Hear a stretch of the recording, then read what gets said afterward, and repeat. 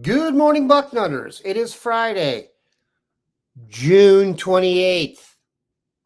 How about that? 2024. I am Dan Rubin. This is the Bucknuts Morning 5 and Change, combined with the Happy Hour and Pat Murphy, who will be joining us in just a minute. Our long 2 weeks without Dave Biddle is almost over. The only person more happy about that than me is probably you. But let's get started here with some chatter. What's the best way to learn a language? Do you know? Immersion.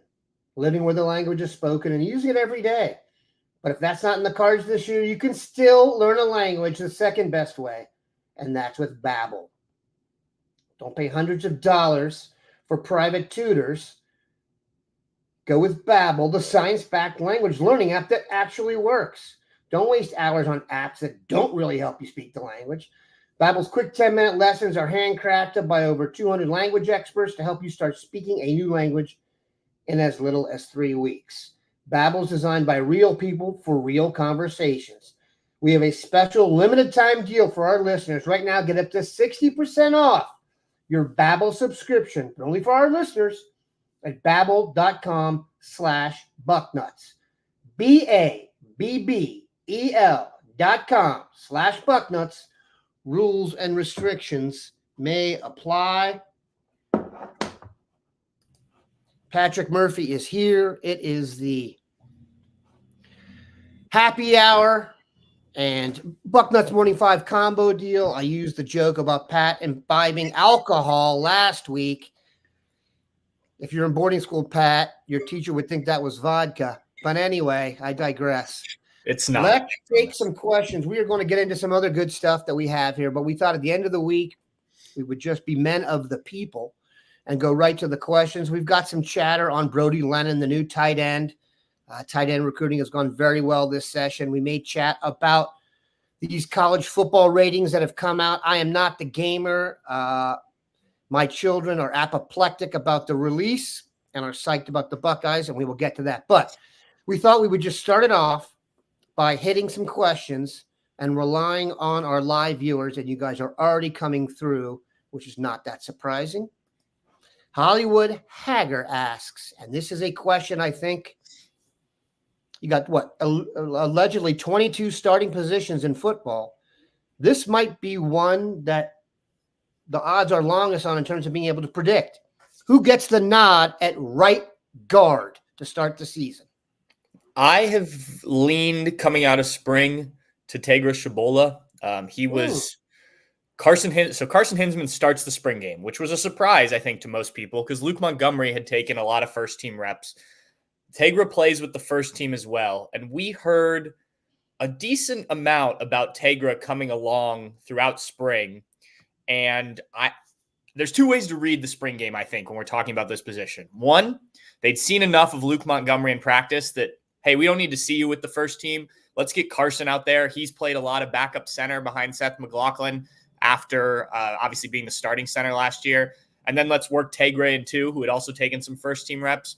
Or Luke Montgomery had slipped up a little bit, allowing those other two guys to kind of come in and take the reins a bit more. So based on Tegra taking some first-team snaps in a live, in front of fans spring game and a lot of the positive things we'd heard, that's the way I am projecting. This is not anything I've heard from anyone. I think this job is still very much up in the air between those three guys. But if I were asked to put a depth chart together today for a game that's going to happen tomorrow, I think, and I emphasize think, that Tegra would be the guy because I think he's really impressed. But I'm not ruling either of the other two out, especially Luke Montgomery, because I do think he had some strong moments during spring. Yeah, it's very interesting. If you talk to three people, you may get three different answers. Yeah. And I don't think you could say that about any other position on the team right now. So I don't have a real good vibe on it as of yet. I really am reticent to make big statements off the spring game. In terms of, yes, you'd like to see guys' talent flash, but I don't think there's any holdover in terms of the spring game to the future in terms of being locked in stone. So I think you nailed it, that we really don't know. It could be Tegra, could be Carson. Who knows? Could be Luke. It'd be really nice if one of them just kind of takes it and absolutely distinguishes himself so that this isn't a question.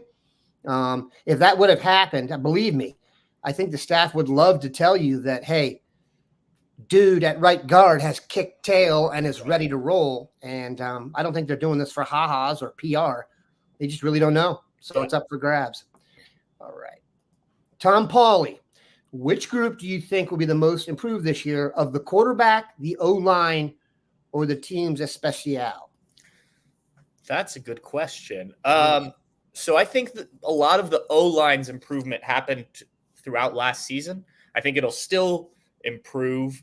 Quarterback play, it's tough to say just because we haven't seen a ton of these guys. Like, what does Will Howard look like in a full Ohio State offense? We saw a little bit in spring, but I think special teams, it's got to get better, right?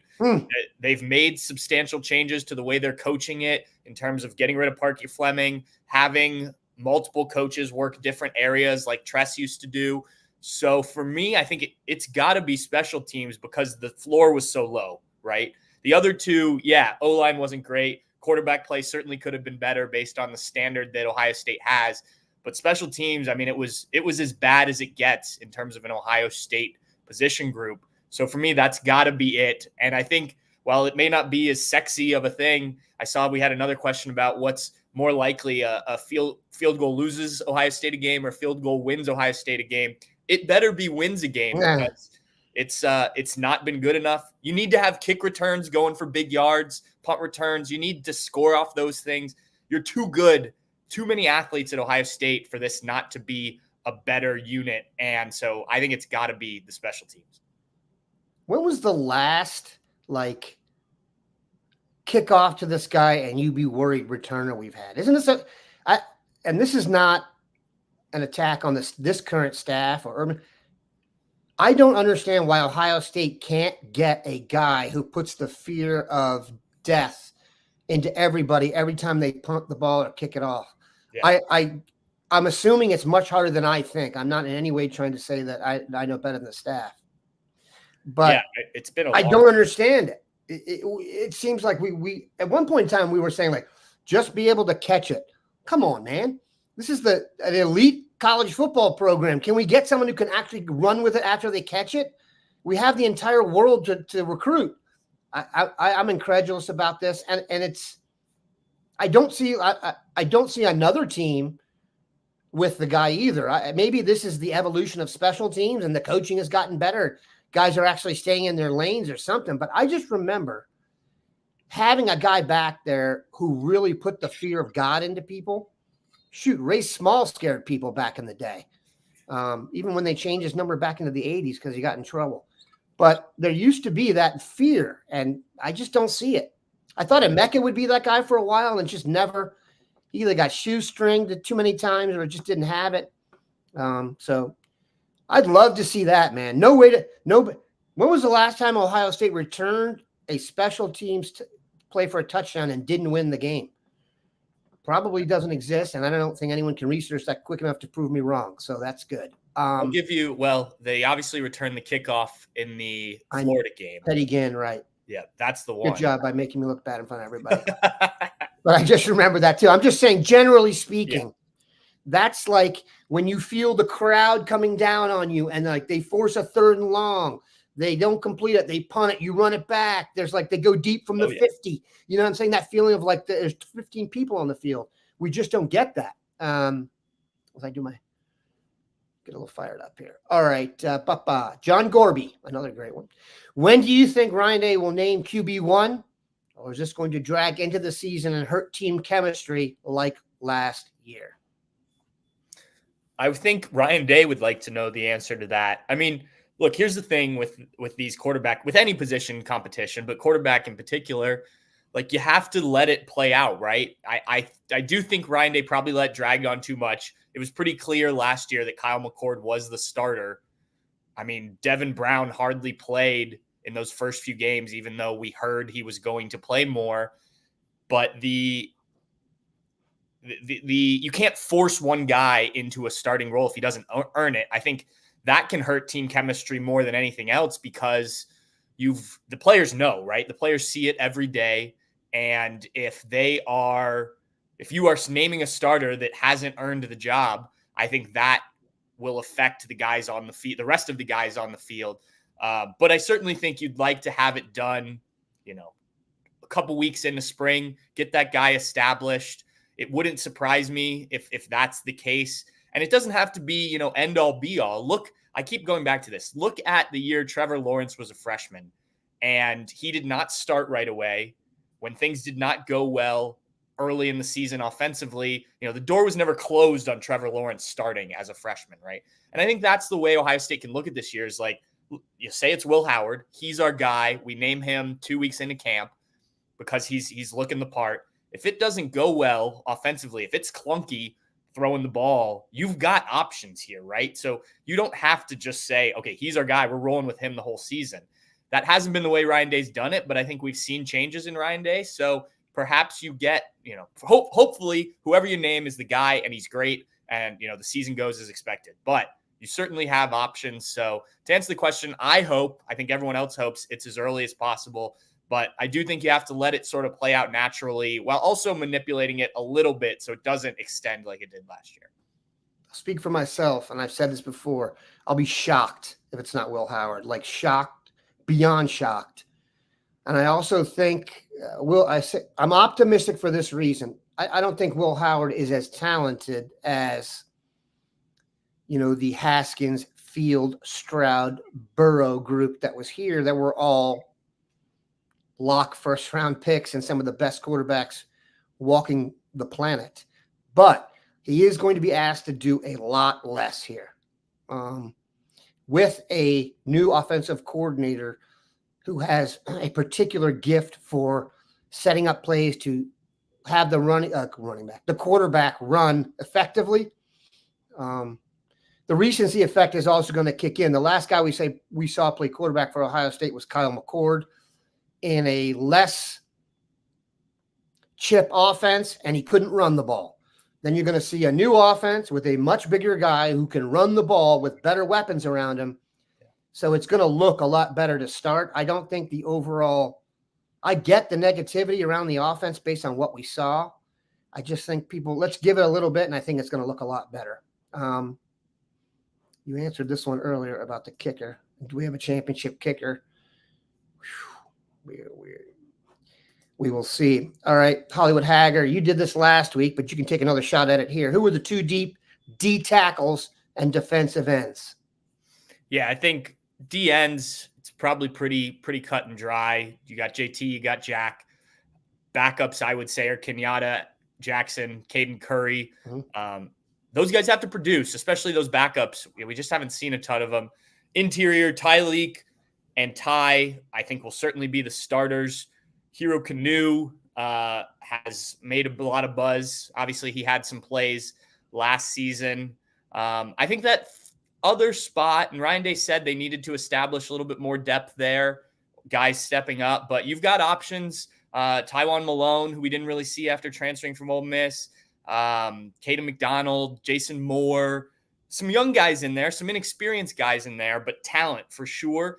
I think maybe that second spot, that kind of second depth spot at tackle will be up for grabs a little bit. But I like that there are options. I don't feel like it's like there isn't a guy there that you can have.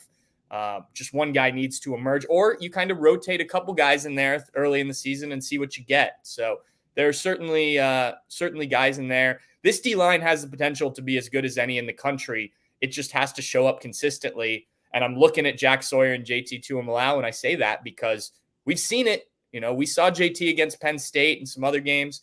We've seen Jack, especially the end of last season, look like the 5-star he was recruited as. It just needs to happen more often. And, this is their last chance, right, to prove themselves. I think they will, but we've got to see it. Yeah, that's the question with Jack. Was that him having the light come on? Because he was a much more productive player over the last 5 or 6 games. Or was that just him in a groove? We will see. I think JT is pretty much what he is. He's an excellent player. we always talk about that Penn State game when he was like touched by the Lord for an afternoon. That's a tall order to reproduce something like that. But I will say about the defensive line inside, those interior guys, McDonald and Moore, those aren't just any reserves. Those are guys who are going to be your starters at some point. Yeah. Love the idea of having your two backups be guys you actually expect to start going forward, not just depth pieces. So I'm a big Jason Moore guy. I really think the upside with Jason Moore is off the charts. All right. Doesn't Trajan Odom commit today? He does. We will be all over that. I've got to go back and look at the time. I want to say 1:30 for some reason. Noon. My bad. Bill called me earlier this morning to let me know that noon Eastern time is what he was told. You'll want to be here for that. I don't want to give anything away, and it's recruiting, so you don't know, but especially these days, good Lord, with the that call that comes in 2 minutes beforehand may be loaded. So things are looking good now, though. All right. Cam St. Prix. I hope I pronounced that correctly. If we miss out on Jordan Davison, the running back from modern day, where are we with adding a third running back to the class? I'm not going to put Pat on the spot for this one. I will say this. I don't expect Jordan Davison to be in the class because the dean does not. We got our two running backs to kind of lead the way in Bo Jackson and Isaiah West. They may add a third back, but I'd be surprised if they add someone that the Bucknutters are going to do backflips over. Isaiah West and Bo Jackson are pretty good. So if you want to come into the class fighting that kind of peer usage, I just don't see it happening. They may add a third guy, but I would expect to be more of a athlete type or a scat back of some sort. The one guy I will throw out there because I know about his relationship with Coach Locke, Anthony Rogers, the Alabama commit. You make a good point coming into a class like that when he's already committed to Alabama. I don't know what Alabama's class is like right now in terms of running backs, but I do know that he and Coach Locke have a really good relationship. And that's a guy that, he may be able to turn to and be like, hey, why don't you make a visit here and let's re-examine things. That's kind of my understanding of their relationship. So a name to keep in mind there. And look, I'm sure they have backup plans, right? Like they didn't put all their eggs in this one boat. That's not the way Carlos Loughlin is recruiting right now. I think you've seen that. Also, running back recruiting is such that it's not quarterback recruiting. It's not offensive and defensive line recruiting. There are other guys out there that you can get to fill up the class. Yeah.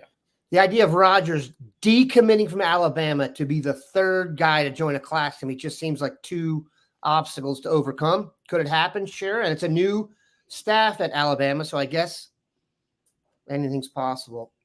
Do we land Trajan Odom today, and do we get Maxwell Roy too? I'll just say the dean has crystal balls on both to go to Ohio State. Does that mean they're already taking classes online? No. Does it mean you should be optimistic? I would say very much so. And Trajan Odom, by the way, if you watch the tape, he may be a little bit underrated. Good Lord. Trajan Odom and Maxwell Roy would make a nice, speaking of Caden McDonald and Jason Moore and Ty Leak and Ty, another dynamic duo in the middle could be joining on board as well. Interesting question. Do Lorenzo Styles and Sonny Styles see the field this year? Together? Together?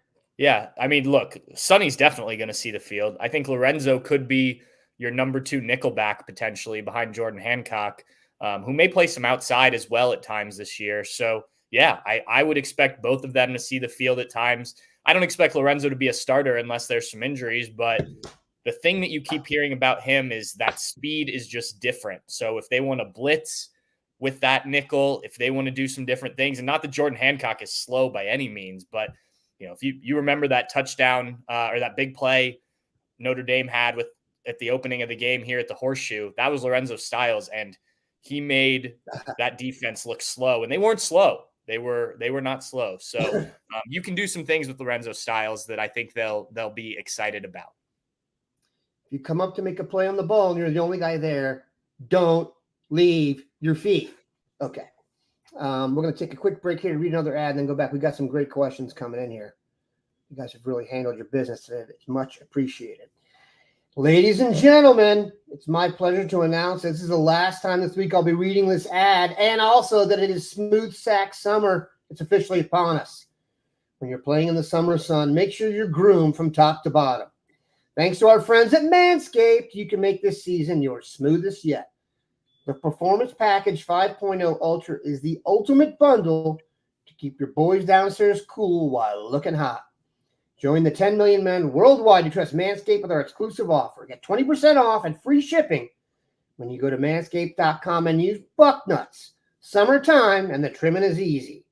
Manscaped has even thrown in 2 free gifts to the Performance Package 5.0, the Manscaped Boxers and the Shed Travel Bag. Get 20% off and free shipping with the code Bucknuts at manscaped.com. It's smooth sack summer, boys. Get on board or get left behind. All righty. I'll tell you what, about Sonny Styles, I think we're dealing with a little bit of an overcorrection here. He came in, he was supposed to be, Micah Parsons on day one. That didn't happen. People have kind of gotten off the scent. Just relax. Sonny Styles will find a spot. He'll be very good. He's just an extremely talented guy. I don't think he really had a true position coming out of high school. They played him as the deep safety and kind of the catch-all. You just don't have guys that are this good and this tough with this pedigree who don't eventually come through. We just need to be patient, and I really still have super, super high hopes for Sonny Styles. I just did. I don't know what I did. There's a lot of talk going on here. All right.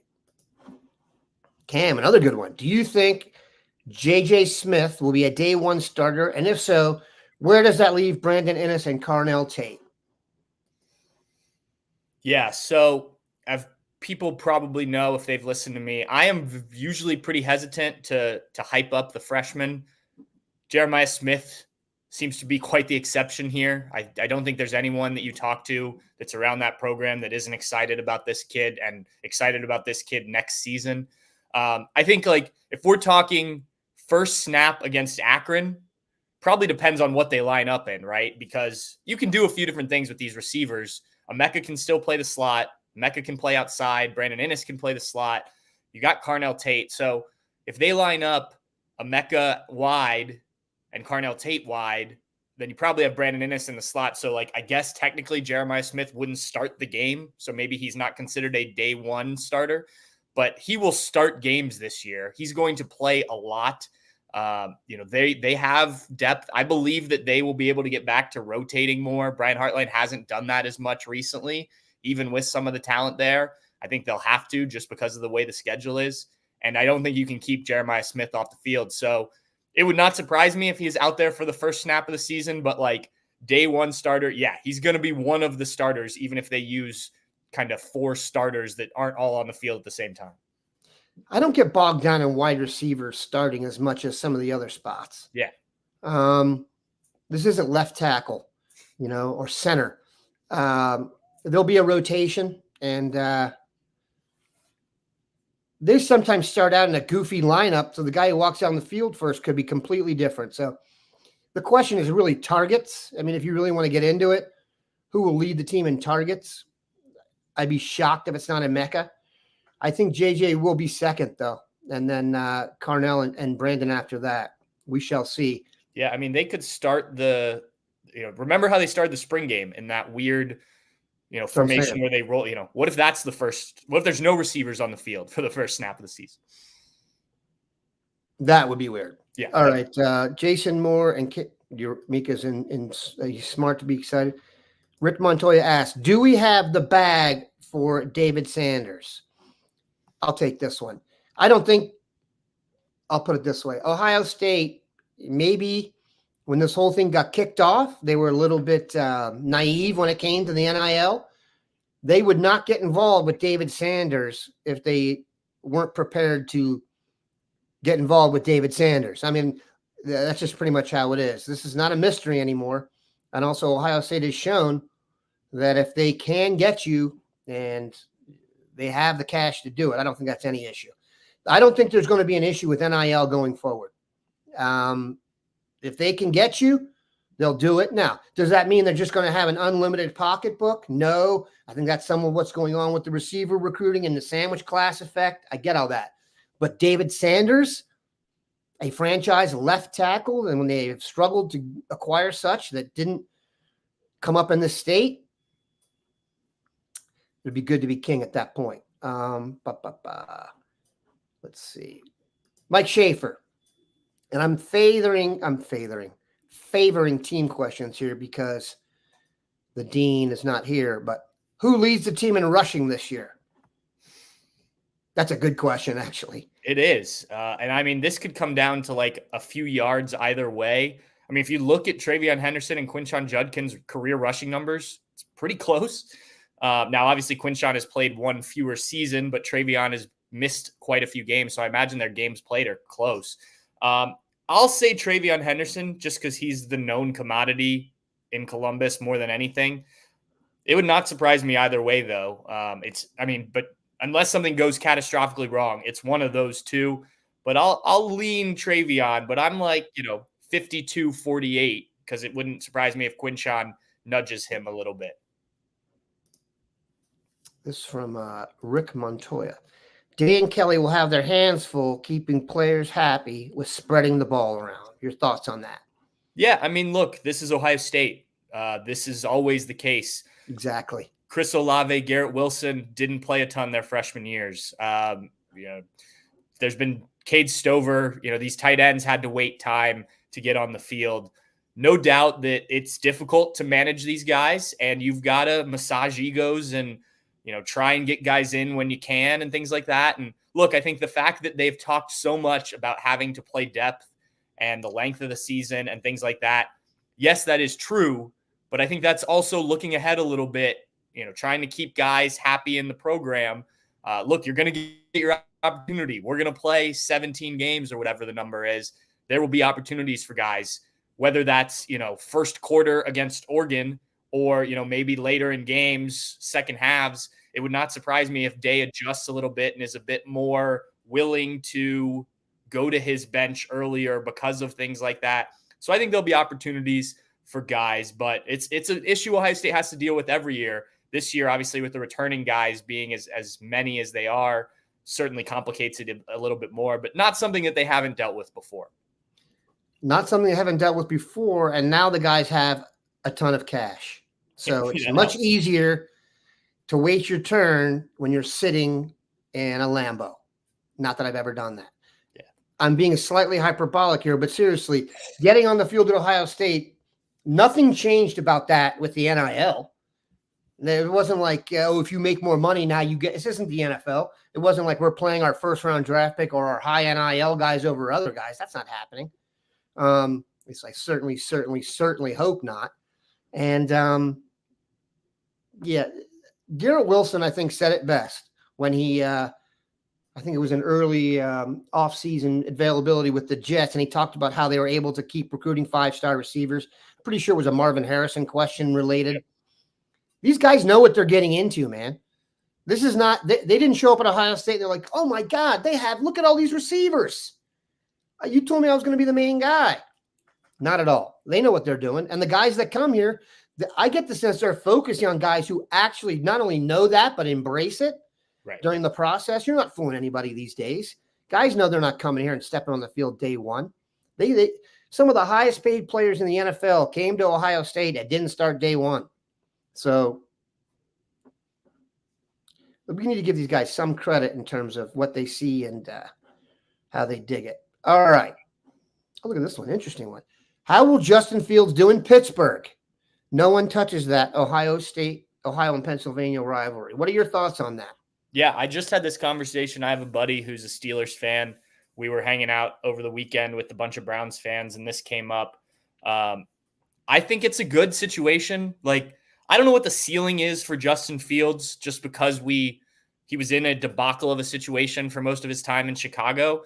But I mean, we watched him at Ohio State, right? Like, the kid can throw the ball, the kid can run. Like, the talent isn't a question.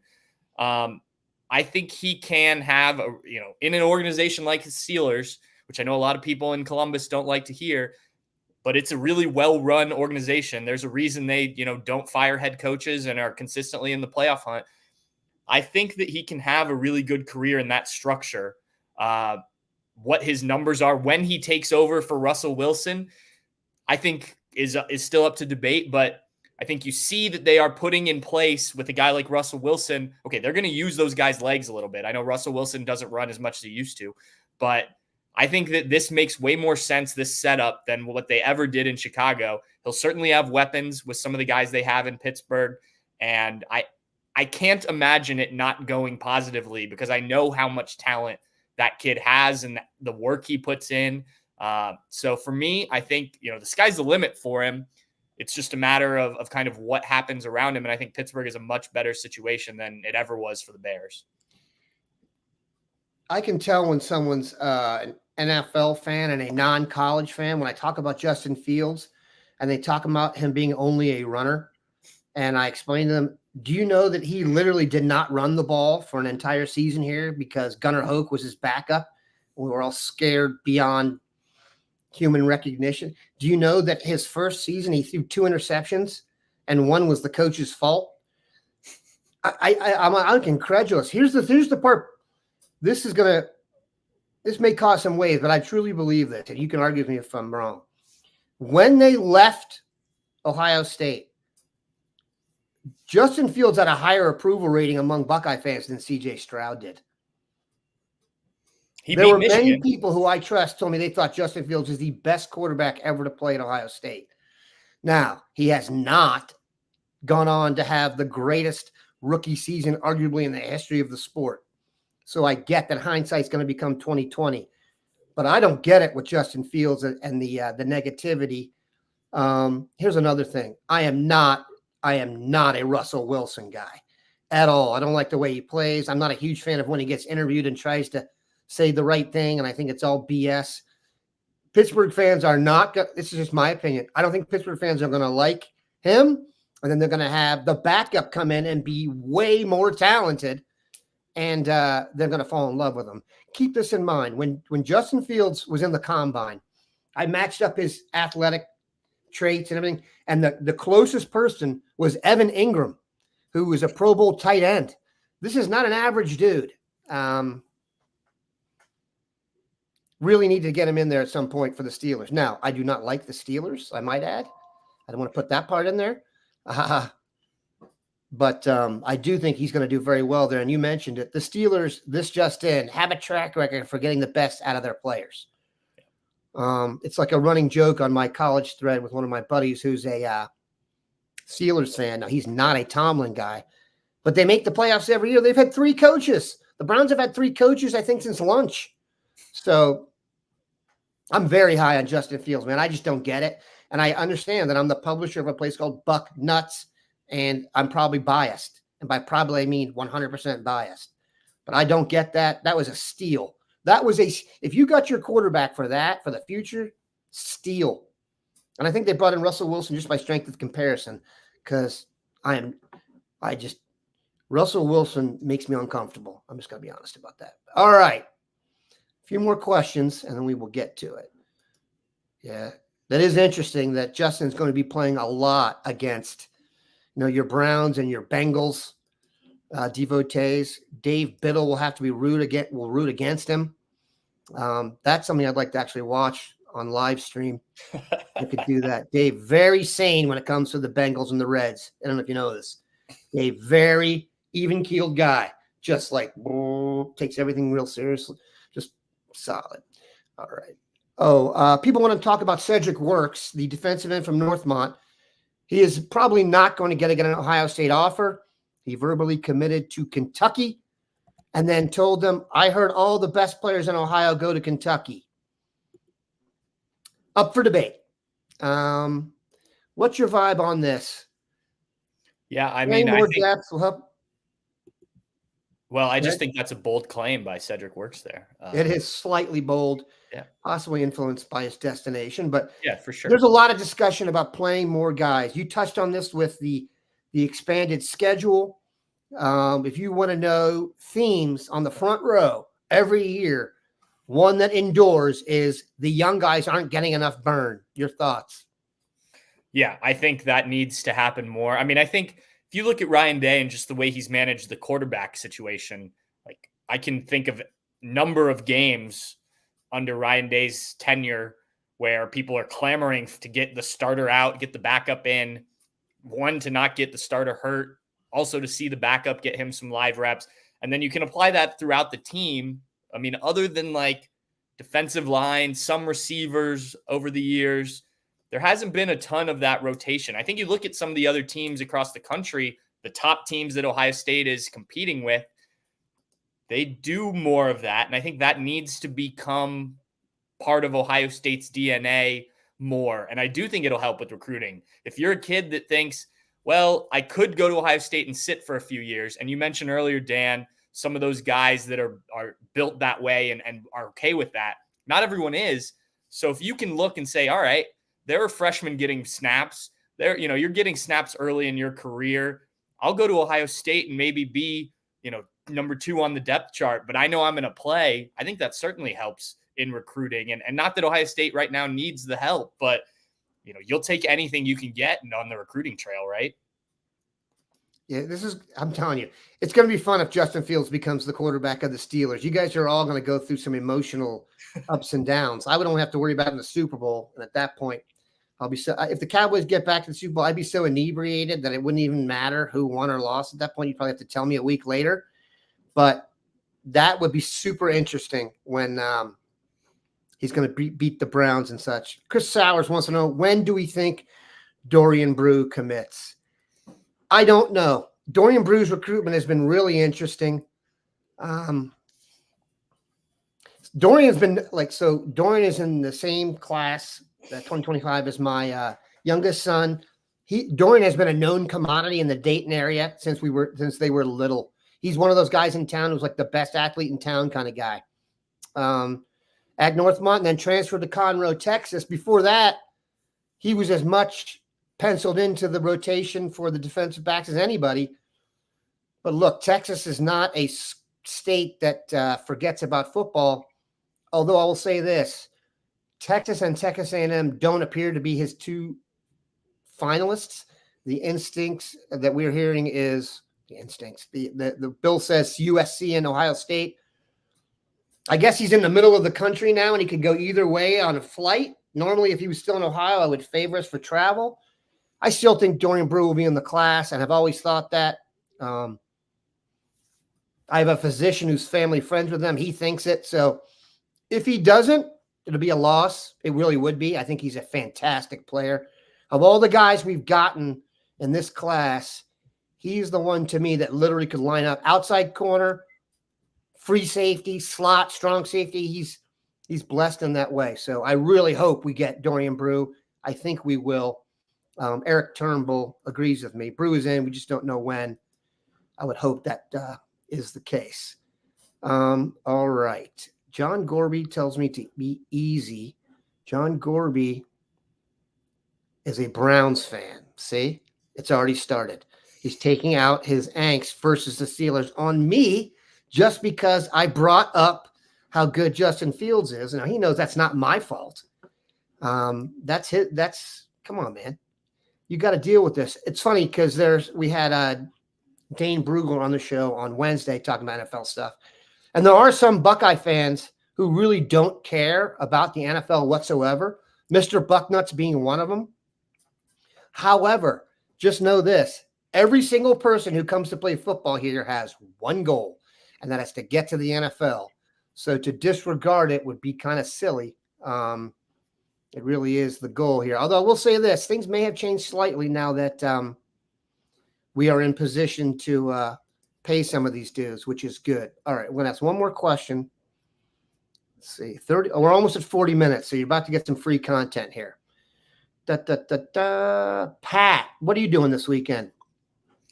This weekend, we don't have a ton of plans. The the weather in Columbus is supposed to be pretty bad, from my understanding. So that will derail much outside time if that occurs. But no, these last few weeks have been just kind of chill.